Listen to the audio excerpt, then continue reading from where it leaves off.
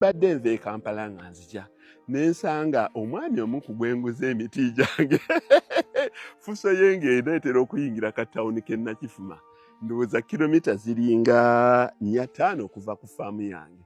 Bwe muyimiriza ne mugamba nti owaaye emiti egiri okuginguze giva wange naye ate ne mugamba gingu nangayi muzeeyi gwatuguze emiti ne mugamba kyusa loole emiti gyo ngiguze yogera sente ze z'oyagala gyegyo emiti gy'olabaawo.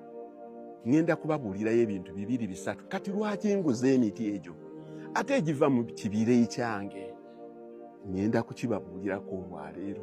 Bwe ntuuse bwe nti waliwo wenjagala okusimba ebisagazi mbayisenga emirundi mingi nti mujje mukime ensigo z'ebisagazi. Ntunze ebisagazi sayiregi mungi nnyo okukkakkana kakiiko abala nnyo ekigenda mu maaso. Nengamba nti ente nga zeeyongera abantu nga banguzeeko nnyo emmere kakiika weeyongera okuspreadinga kati nawe enkiri yalinze acres 20 okuzisimba ebisagazi. Era abakozi olwaleero 24 abakozi bali eyo bali mu keetalo naye ebisagazi mbitumizza mbijje wa munnange eri Kaabanyolo era loole yiyo eyingiddewo ejjudde ebisagazi naye nze buli kanaku mbadde ngamba yita nti mujje mukime ebisagazi eby'obwereere naye ne mbagamba nti mulina okujja n'abantu ababatemera naye mukozesa abakozi bange bannanga abakozi bwe bataataaganya mugende muteme ebisagazi kikozinga dislocation mu system yo.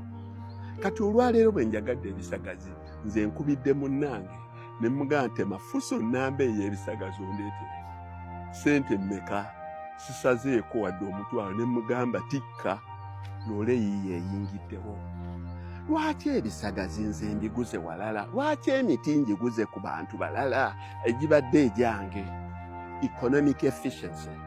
Bw'obanga si gw'oli mu bizinesi eyo kati gamba ng'ey'emiti ebbeeyi gye nsasudde ey'omuti singa nze neepampalika ne ngamba kantwale abasajja bange oba kanteekeko abakozi bateme emiti egyo bagisusumbule bagisombe bagijje mu kibira mpangise loole ngitikkuleko wano esente ze ngenda okusipendinga zisinga lwe ngenda ew'omuntu omulala ne mugulako emiti.